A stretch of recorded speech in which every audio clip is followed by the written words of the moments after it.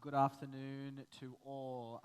Firstly, I would like to apologise to our deadly audience who we're streaming to for being a bit late. We're running on blackfellas time. So welcome everybody to the National Centres of Indigenous Excellence first NAIDOC event, Anger to Action speaking panel. My name is Trewlynn and I will be your moderator for this afternoon's deadly event. Before I start, I would just like to acknowledge country and pay my respects to elders past and present, acknowledge my elders past and present and all Aboriginal and Torres Strait Islander people who are here with us today and viewing us through live streaming. Thank you to the panelist members well, I lost my train of thought actually, but first I would like to just go that I'm a proud Aboriginal man and I have known firsthand the importance in highlighting excellence within our community and our people, and through NAIDOC I'm able to do that with you here today. My friends here at the National Centre of Indigenous Excellence, the NCIE, have a long and proud history of celebrating Aboriginal and Torres Strait Islander people, culture and community each year at NAIDOC. To keep mobs safe, the NCIE will be coming through streaming panels and social distancing for the amazing mob who have come and who are here with us today. I'm actually really excited to speak to you and be your moderator for this incredible afternoon, Action to Anger, because it's something that's really close to my heart and it's a conversation I think we need to collectively have as community and we'll continue having after NAIDOC celebrations. So firstly, I'd like to actually introduce our first panel member, Vanessa Turnbull-Roberts, a Bundjalung woman who was an activist, writer and storyteller. At the age of 12, she was forcibly removed from her family and placed in the out-of-home care system. Her personal experience has motivated her to study law and social work, recently completing her honour thesis discussing policies of oppression, and the implications of trauma for First Nations people. In 2019, Vanessa was awarded the Young Person's Human Rights Medal. Welcome, Vanessa, and thank you so much for coming with us here today. Thank you so much, Will, and thank you for that beautiful introduction. Before we do begin, I just want to acknowledge the traditional custodians of these lands, pay my respects to our elders past, present. This is, was, and as this theme is, always will be First Nations lands and waters.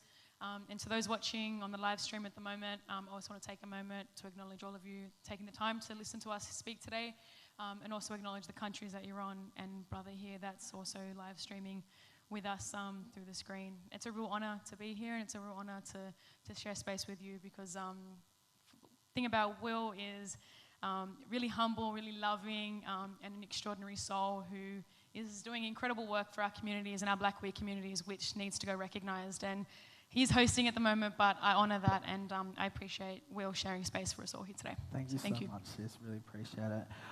So firstly, I would just like to have a quick yarn with you about receiving your award last year. Can you tell us a bit about that? Because I watched that deadly speech and you brought your nephew up on stage. Can we just talk about that experience and what it was like? I think to this day, I don't know who nominated me. And if you are out there, I'd love to know who you are, because I'd like to say thank you. But that whole experience for me was very much a shock, and very much also something to be really proud of. When I had my nephew there with me, seeing his smile and his excitement was the foundation of my whole speech. When I did share that speech, I placed him in front of me because as First Nations women and as matriarchs in our community, the priority is our children and the priority is our young people. And so when I had my baby nephew there, for me it was him knowing, no, this is your right to be here and not a privilege to be here. And you need to know that wherever we are in this world, whether we're here on the front stage, whether we're in our rooms, in our communities, across the seas, in another country, you have a right to be living and surviving. And we know more than anyone in our communities that for BlaQ people and for BlaQ men and for BlaQ women and for BlaQ transgender people, that the right to survival isn't necessarily the thing that goes for us. And so for me, being in that moment, accepting that speech and being able to talk about the power of abolition and talk about the power of interchanging resources to a bunch of corporate spaces that are out there, in particular the Department of Communities and Justice that has a lot to answer for, they were nominated for an award. And for me to speak to them and say, actually, the very reason I'm here is because of your injustice and I'm not afraid to tell you that, and I'm not afraid to share that with you, you really shouldn't have a seat at this table because of what you've been perpetrating against our people.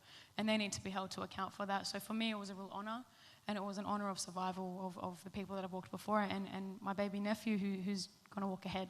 Yeah, and what an incredible opportunity for your nephew to see what does it mean to be young, black and deadly, and seeing you receive that award. So congratulations, a huge kudos to you, and for all your amazing work that you do. And we're going to talk about it a bit later on. But I want to welcome my sister who got here, and unfortunately we got caught up with the traffic, but she got here, bless her soul. So Barkaa is and I'm going to pronounce this right, if I don't, correct me, Malangapa and Darkinji woman. Malungkampa Barkinji. Very close. And she's originally from Western New South Wales.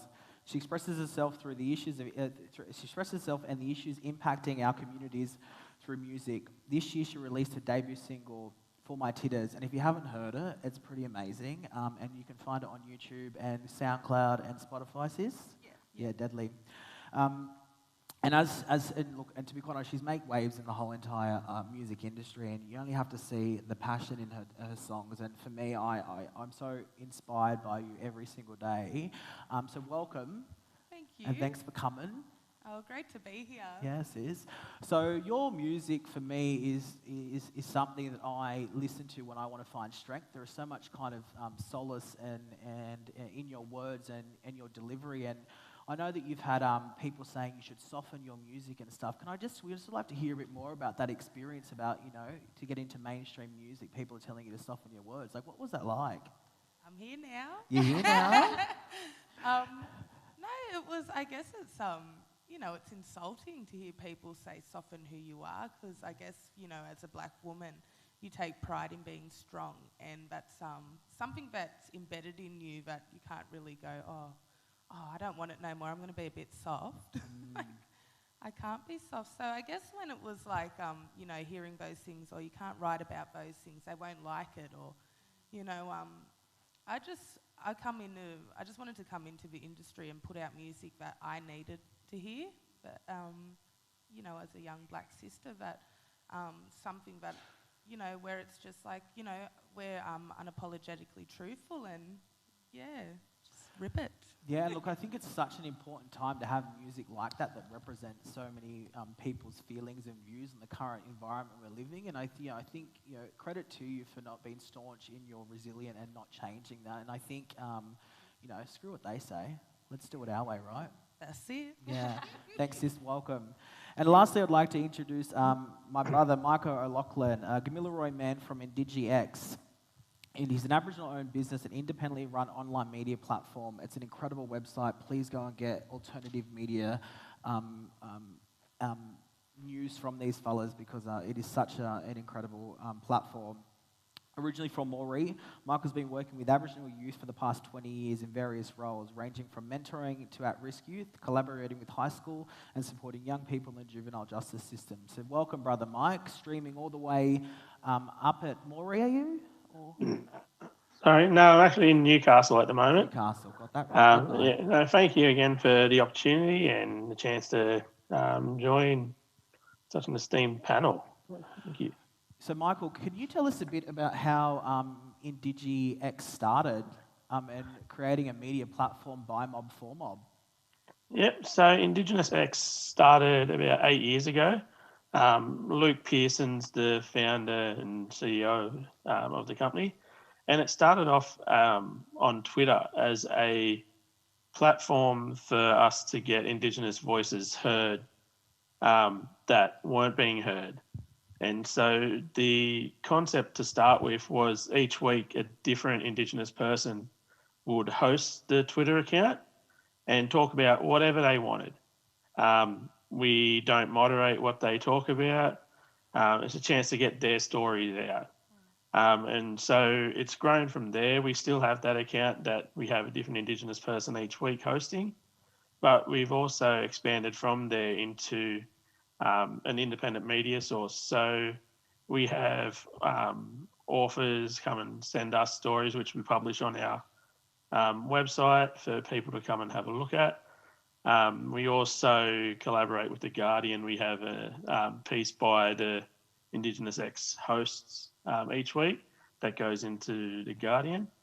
But yeah, so we're expanding and growing and just putting out that Indigenous people, we've had our voice suppressed for so long, and mainstream media is not going to be paying any attention to us.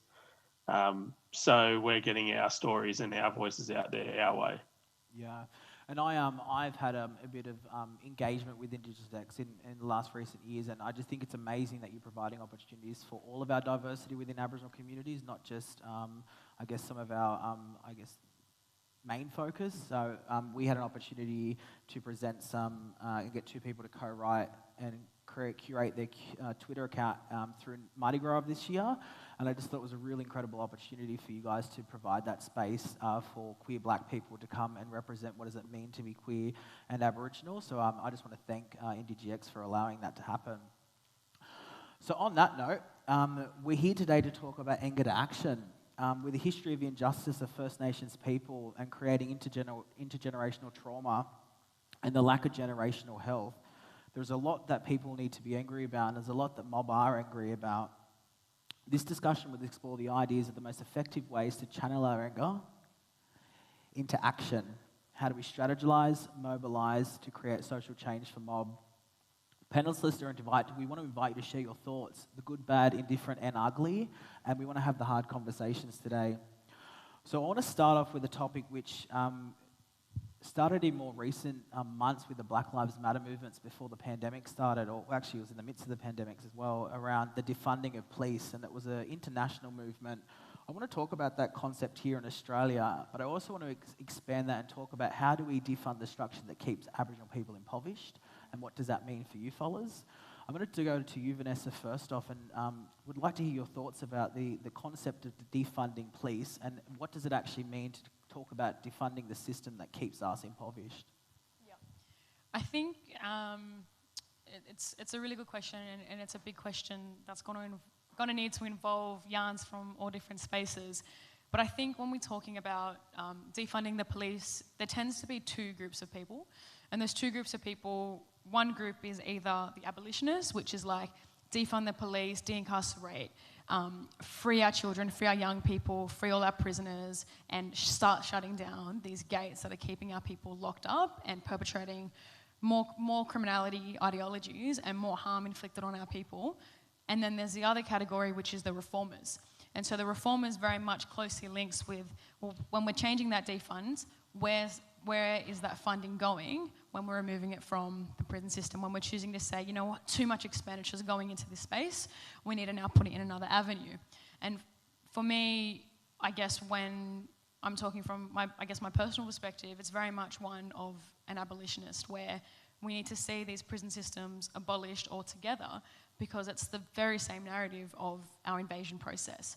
The moments of invasion stemmed from policing our people. It stemmed from these ships coming in and locking us up, treating our women, our children as slaves and locking us away.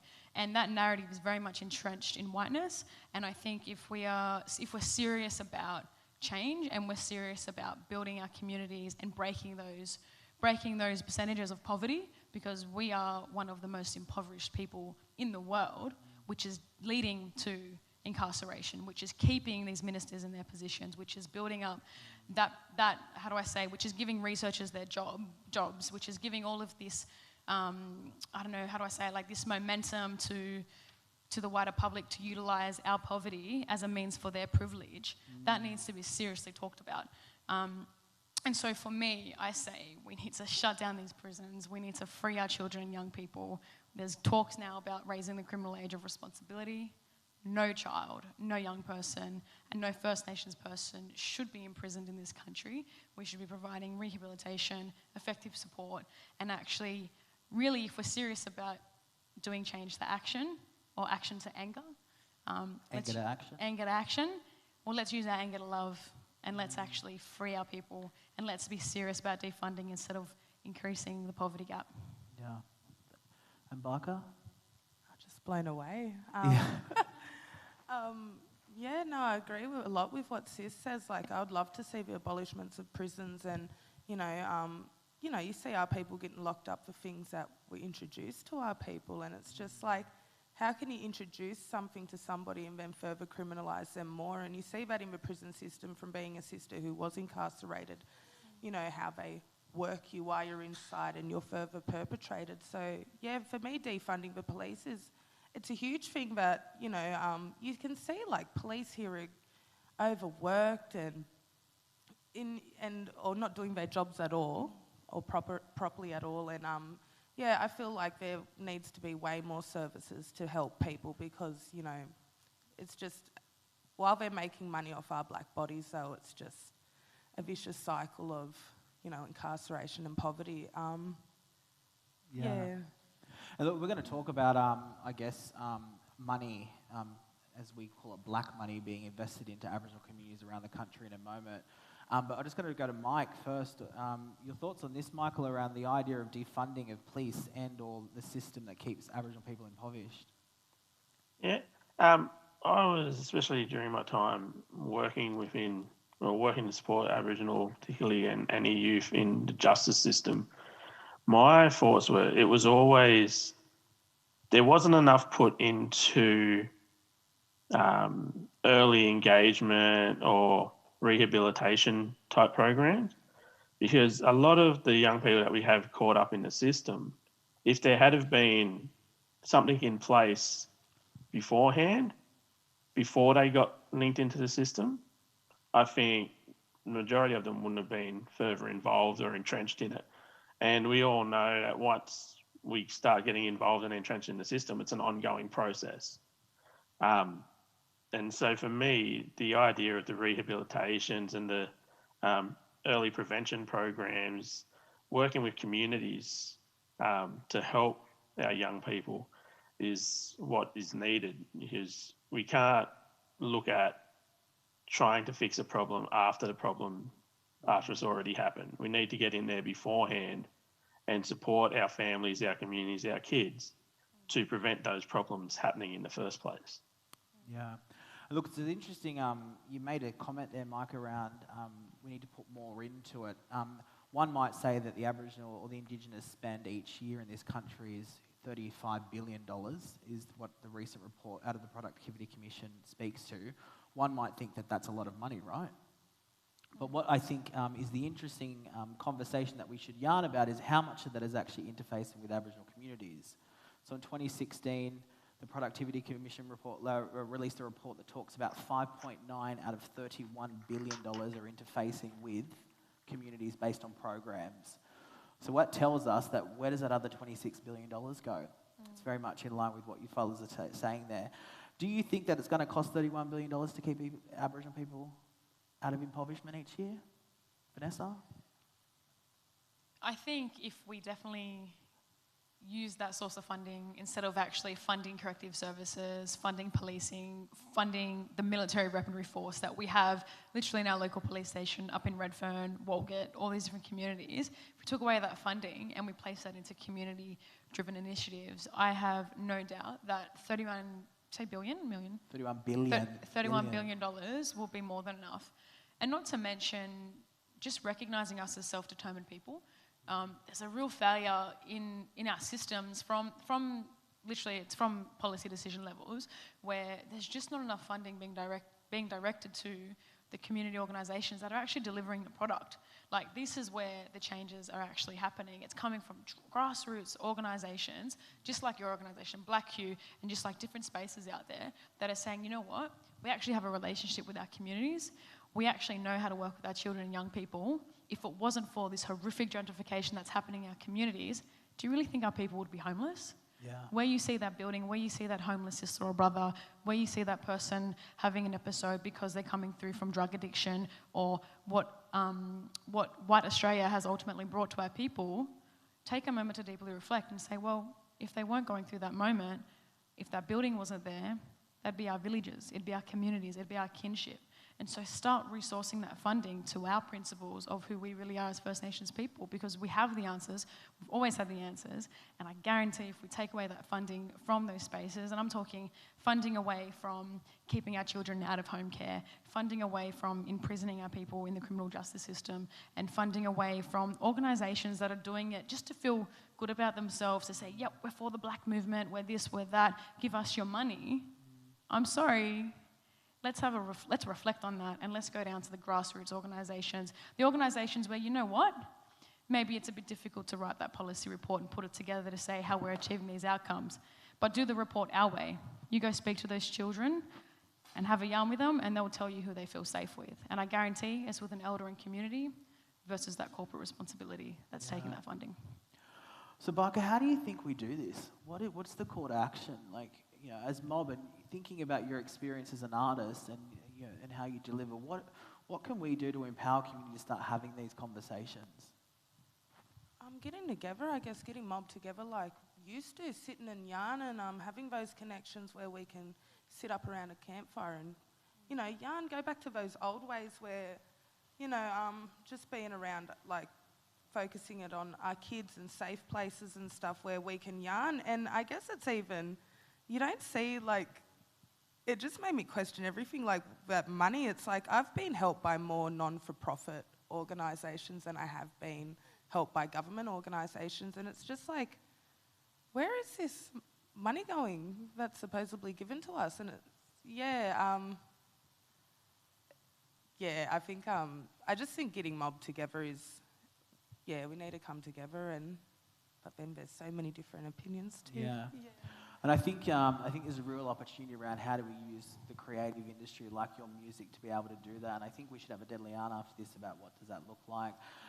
But to you, Mike, with your work in with your various roles with young people over your career, how have you found the funding systems or the systems that fund organisations? Have they been effective in your opinion? And if not, what do we need to be doing better? And how do we turn our anger into action?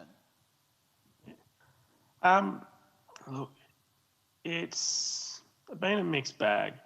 There have been some programs and stuff where I've seen that have been totally underfunded, to the point where it's very little. A lot of people running those programs are volunteers, giving up their own time to help those kids for the sake of helping our kids. That have been getting some really good results. And then I've seen other programs where there's been thousands and hundreds of thousands of dollars chucked at programs that just don't seem to be getting the results. Now, they all have their great intentions, but whether the money is getting to where it needs to be, one of the things that we need to look at when we're looking at the money side of things is where this money is going. How much of this money is actually going to communities, Indigenous organisations? How many of them are going to government departments? How much of it is going to white organisations? So we really need to have a look at that and stand up and say, look, for such a long time, we've not had that opportunity to self-govern ourselves and look after our own people without being watched over or having to report to somebody else. It's time for us to have that opportunity to say, give us the money. We know what's best for our kids. We know what's best for our communities. Give us the opportunity to do that. Barkaa, I just want to have a quick yarn with you around your experience and how did you turn your anger into action and how did music play a role in you funneling that? And what would be your, your advice to Mob who are with us here today around how do they do that as well? Because I think your story is amazing and I think you've turned an experience into a really positive outcome. And I'd love to hear how do we share that so community can start their journey of turning their anger into action? Thank you, brother. I guess for me personally, anger has always been a really funny emotion for me to deal with. When it arises, I don't know how to go about it or what to do with it. So it's kind of come out really bad or, really weird. And since I found my music or came back to my music and my art form, I found a way to outlet my anger where it's in a healthy way, where I can actually express myself in. And I think for a lot of our mob, we're so talented and we're so clever and gifted, that there's other outlets to, you know, not to be, you know, how they, because, you know, they love that stereotype, angry black woman or angry black fella, and it's like, well, why wouldn't we be mad, you know? But yeah, I guess music gives me a way where it's like, oh, I can kind of plan things out in my head, where it's like, oh, it comes out how I want it to, and rather than coming out all different ways. So yeah, I think for mobs would be like, you know, if you got that art or you got that love for writing or you got that love for nature and stuff, get back into those things, because yeah, anger has, I think for a lot of mob, it's a really funny emotion to have, because we've always been a people of peace. And yeah, look, I think there's a really important key message there, and I think there's always a time and a place to be angry and marching the streets. But how do we talk about it? How do we come from a strength base and channel that and funnel that anger into a positive that promotes change? So thank you for sharing that. I think it's a really, really good insight. And Vanessa, your experience with the out of home care system, you know, in all of the essence, you should be a jaded young girl, but you're sitting here in the staunch reality of this incredible young woman. How did you funnel that anger and that sadness into, you know, winning a Human Rights Medal Award of 2019? I think, and you're probably a witness to this as well, sis, but people very much do see a front. They very much see that strength, that you're this, you're resilient, you got a medal. But the reality is the system has done damage. I might be this person that can come out here and spin a yarn and hold my grace, you know, but my beautiful partner will be a testament to this, and my friends in my community, and as First Nation sisters and brothers in this space right now, we're feeling it as well. I definitely struggle, and I definitely struggle with combating the time that was taken and what I was robbed of from my family, my community. You know, being removed at 10 and a half, the same year that Kevin Rudd formulated his apology, that same year they took me from my father in our community. That is something that I'll never forget. That trauma that system inflicted on me in the middle of the night, ripping me out of my father's arms, is something that's never, ever going to go away. And that's a lifelong therapy, and that's a lifelong therapy in the sense of a professional, but also my therapy is actually reclaiming who we are as First Nations people and actually coming together in these spaces and sharing that. And I drive that in community protest when organising. When I see a mother, when I see a sister, when I see a father that's stereotyped, and I see that they've gone through similar things, or their child's been removed, or their son's been incarcerated, was meant to be released in 3 weeks, and suddenly they're found dead in their cell. That anger is a mixture of anger, love, demanding justice for what we all inherently have a right to. But we shouldn't be at this. I'm living for the day that we actually don't have to call a community protest on. I'm living for the day that we don't get the phone call that a brother boy or a sister girl hasn't committed suicide because they were subjected to the implications of what intergenerational trauma has left us with. And so for me, when it's driving that change and it's going out there and it's building on the much bigger fight that our ancestors have been fighting non-stop, it's remembering that, and it's remembering no matter where I am in the space, whether it's on front line is so cheesy, but whether it's out in community because, you know, we've been given cultural consent to lead this space, well, it's also remembering that it's all of our space. And for our children and young people, it needs to be healing. Because I remember growing up, going to protest with my father, walking the reconciliation march with my pop and my dad. And I could tell when I look back and I remember his eyes and his moment in that time. For him, it was very much like, oh, I hope for Bub right now that we're just doing this now. And then I'm 24 years old and it's the same thing. I hope that I'm the last generation that has to be doing this. And we hear it through Barkaa's incredible music and storytelling.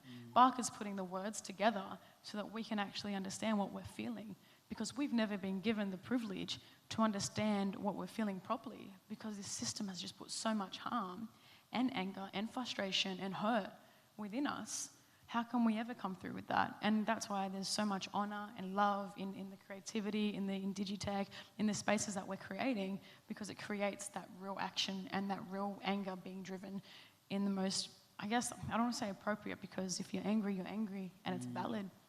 And to police you would say, well, I may as well go join Redfern Police Station. You know, it's all valid. And look, I think it's a really a key point there around, as mob, we always have to hold that mantle and we always have to carry ourselves in spaces and be professional. And sometimes we should just acknowledge that mob can't do that and that's okay. Yeah. And I think there's a really key point out of that takeaway is that yes, mobs should be angry and they should be allowed to be angry. And how do we support them so when they're angry, when they've overcome that anger, they can move that into action. Yeah. So yeah, thank you. And Michael, with your 20 years experience of working in various roles, particularly in the youth space as well, like I'm assuming I would assume you've had very moments of your career where you've felt like why and hard and been angry. How have you dealt with that? And what are some of the kind of key messages around that you can share with our audience today? There's been a lot of times where I've been seeing situations of working with young fellas and you get angry because you can see the systems that are in place aren't helping or they're actively suppressing, and you see this is the stuff that I grew up with growing in Moree. You see the same things still happening to our kids today. And it was quite a few times I remember coming home quite angry and quite I'd been headbutting a brick wall all day, just trying to make a point, trying to get through to those around me at work and stuff like that. The systems weren't working and that we need to start doing better. And not, for me personally, I turned to culture for a lot of time. And whether that was through my paintings, my dancing, my songs, teaching those to the young people that I was working with, giving them those experiences that for me I didn't have growing up, or that my parents didn't have growing up as well, and incorporating that into trying to work with these kids. It's, for me, we all have the right to be angry, we all have the right to be tired. We've been fighting this fight for over 200 years and we're still fighting it like it's an ongoing battle. Yes, we're tired, yes, we're angry, yes, we have the right to say that things aren't going the way we want to. And so it's encouraging those young people that are coming behind us and the people of my generation to keep going, getting our voices out there, getting heard. That's a big one for me, just getting our voices out there, because like I've mentioned earlier, and as we were all aware, the only time you see any black fellas on mainstream media is if it's sport or if they've done something getting caught up in the legal system. We don't have those positive messages put out there by the media. We don't have those positive stories. So for me, it's about us getting those out there and helping people realise that we do have a voice, and that if we come together, we've got a louder voice. Yeah, and look, there's a really interesting theme with everyone's comments around is the culture being a way to connect and heal and help deal with that. I'd be interested to hear your thoughts around, and to your point, Michael, around how do we use culture in 2020 and connect that with, I guess, a social media kind of movement. And I think, Michael, you talked to it in regards to IndigenousX. I'd like to unpack, well, how do we use that space, or how do we use culture as a way to connect mob? And what does it mean to use social media to bring about change? Because I know a lot of social movements are currently happening out of social media. And I think access to information is, you only have to look to young people particularly, is where you start seeing, and I call them curious kids. Kids have access to information now, which none of us used to have access to. So I'd like to talk about how do we connect culture with a social media or a media movement, and what, do you think that is a way to move forward around how we can transfer anger into action? I'm going to go to you first, Michael. Yeah, so I think, like you said, social media access, the world's changed in the last 20 years. The level of access that we've got to media, social media, is just beyond whatever it was initially thought to be. to involve the cultural aspect of that, it's about building those communities, building our online communities, getting our stories out there, working with each other. Too often on social media platforms, you'll see one group of blackfellas will be at war or going against another group of blackfellas on social media. It happens everywhere. It's very amplified on social media.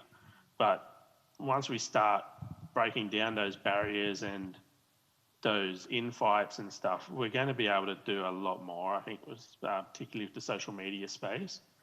One of the things that we're looking at working on with IndigenousX is helping to promote cultural values and skills and knowledges through social media. So having educational videos, putting stuff out there, increasing our method of getting the stories and our voices out there.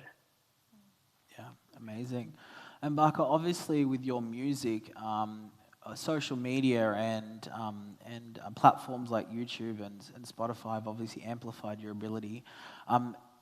How would you, what would be your views around using it for a social movement, and how would that work from a creative standpoint? I think it would work for our young ones because they're very visual and they like those things. I mean, I know a lot of work, the real work happens off social media. Social media is good to get information across when things are like, but it's not, you know, I wouldn't put it up there with the greatest way to pull people into like activism or making change.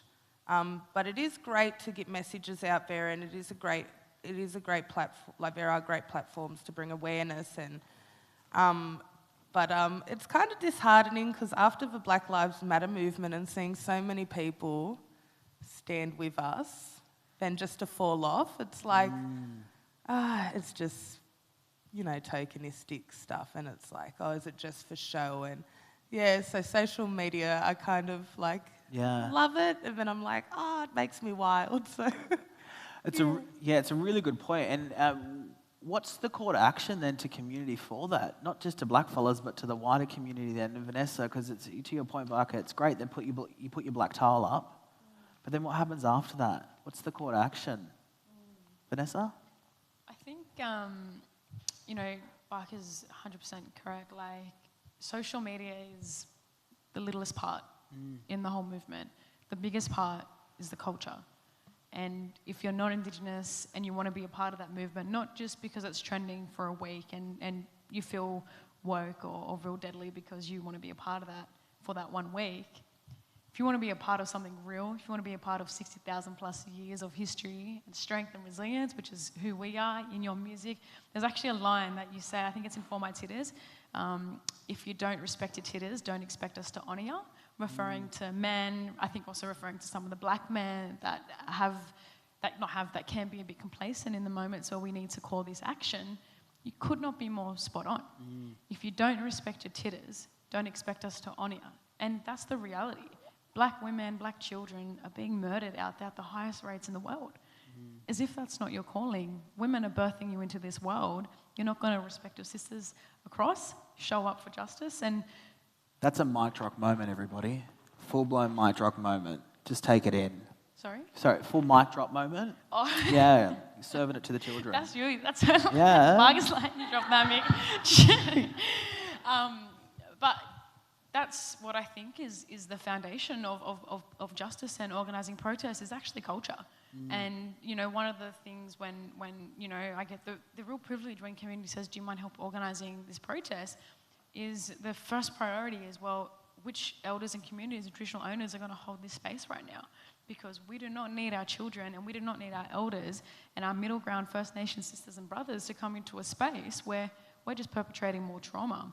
We're reliving the same experiences that we've been subjected to since the very first moments of imprisonment and invasion. So for me, it's very much put culture at the front line, bring our elders in, allow them to hold space because they are honestly the knowledge holders, the truth tellers and the creators of everything we're doing. And then we will see everything kind of fall through after. Social media is the small part, but there's a big part when you only choose to acknowledge us for a week. Yeah, and look, it's a really interesting. It's a really interesting segue for that, which I'm gonna go into, which is gonna be a bit off script. But the idea within social media, we as blackfellas own power of definition. We get to define what language and what language means to us as blackfellas. Within the Western world or in mainstream Australia, we don't own power of definition. So when we write policies or we write procedures or we write legislation, it's done by everyone other than blackfellas. How do we change that narrative? How do we educate those fellas who are going to put that tile up? So then after that week, they're going to help us redefine that I guess the meaning, and how do we influence that? Does that make sense? Because we as blackfellas don't own power of definition. We don't write the policies. What does it look like around how do we create conversations around restructuring the system that is written on our terms and not on Western terms? And as in shifting that power from whiteness and giving power to community? Yeah. I think one of the beautiful things that you did share, Will, is like power isn't necessarily a part of who we are. We're very much, we're the same. If you need something and I've got it, here you go. If I need something and you've got it, thank you. And even the idea of thank yous weren't necessarily a part of our culture and who we are. We just did things because it's just what you do as part of our survival and who we are.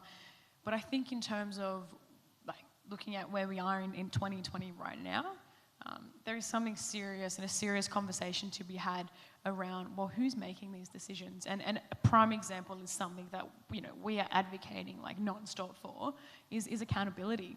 And it's about being accountable for when that abuse of power occurs. And the perfect example for that is when there is an Aboriginal death in custody, why is the DPP investigating the DPP? Suddenly it's equal on your platform, but when they're using that on us, suddenly we don't even get a say in that. Yeah. When coroners are out there recommending to the DPP, it actually needs to go through criminal processes. You need to take it separate from this colonial inquest process. The DPP chooses to throw it out the window. This is where the power is sitting, and it's time for accountability within those systems to say, you know what, none of this investigating one another, none of this we're making decisions without First Nations people, no conversations without us or about us, because we can dictate our own lives and we can dictate what works for us. And I said it a little bit earlier.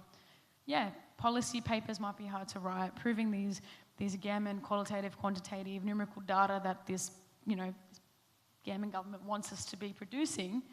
Yeah, it might be difficult, but I guarantee you understand our approach of learning, or you welcome our approach of learning, and you'll see different outcomes, and there will be a redistribution of power and expenditure. Yeah. Michael, have you found power of definition impacted any of the work through your 20 years experience working in the youth sector? Yeah. Again, it comes back to what Vanessa was just saying, it's that no conversations without us or about us.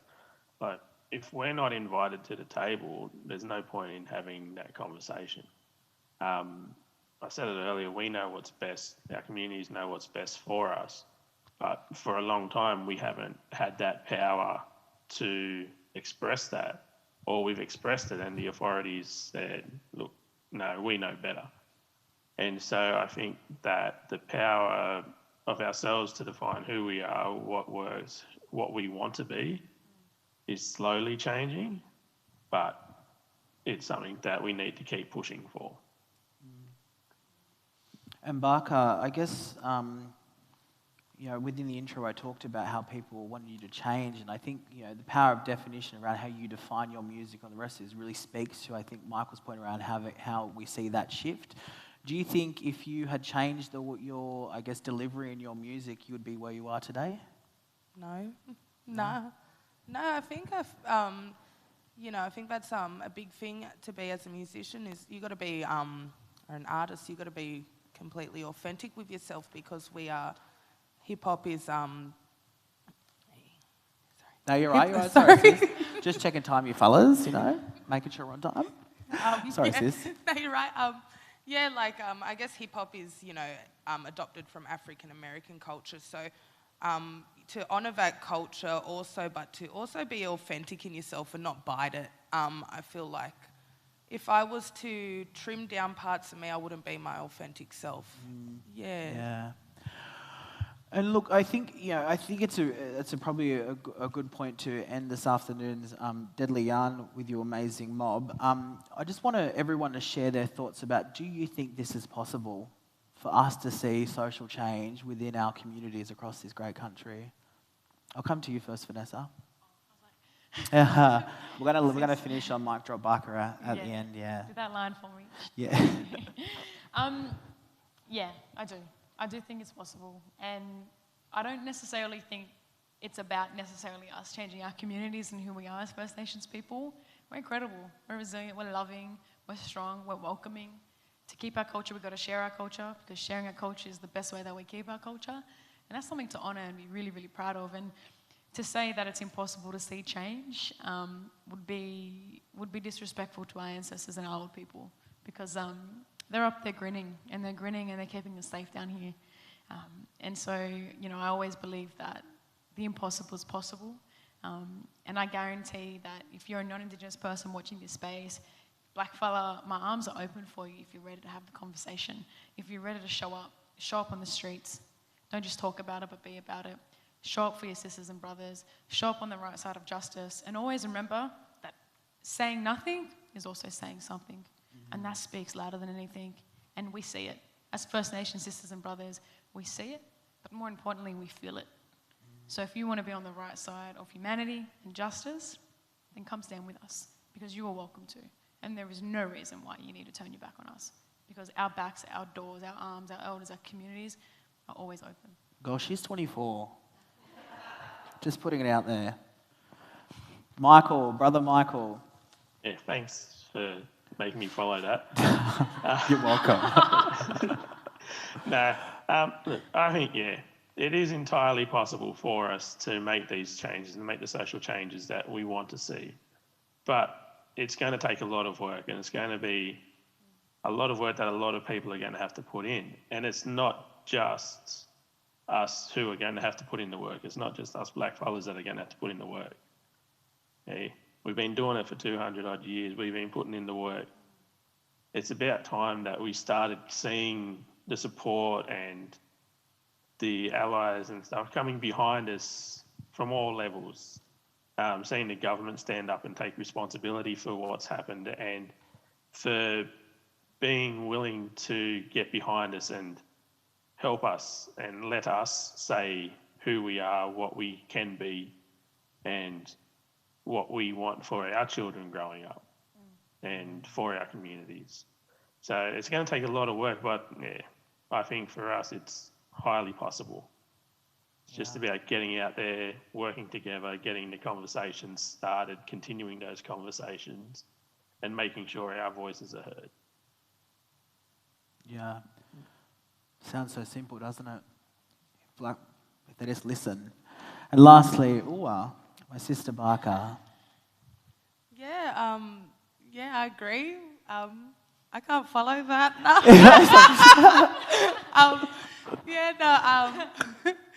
I agree. I reckon. I reckon there'll be change. Looking at our young ones and how strong they are is, just seeing that the fire inside of them. It just gives you hope for better. And I think there's change, but like you said, there's a lot of work to be done. Yeah.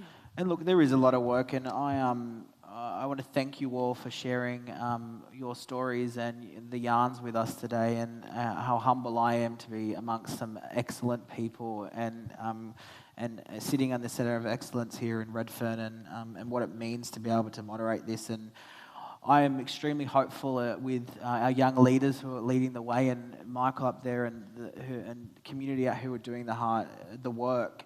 But I also am extremely hopeful that the rest of Australia will start listening and understanding blackfella culture, because we survived in this land for 65,000 years, and there are some really simple principles and protocols that we have as blackfellas, which, if they just implemented, we'll see systemic change. So I'm extremely hopeful. So on that note, I would like to thank you all for coming today. Thank our audience who are coming to us virtually for coming on this journey with us and having this yarn, and our deadly audience who are sitting here with us with their beautiful faces. So on that note, safe travels to your homes, to your kitchens or lounges, wherever you might be, and have a deadly rest of NAIDOC. Thank you.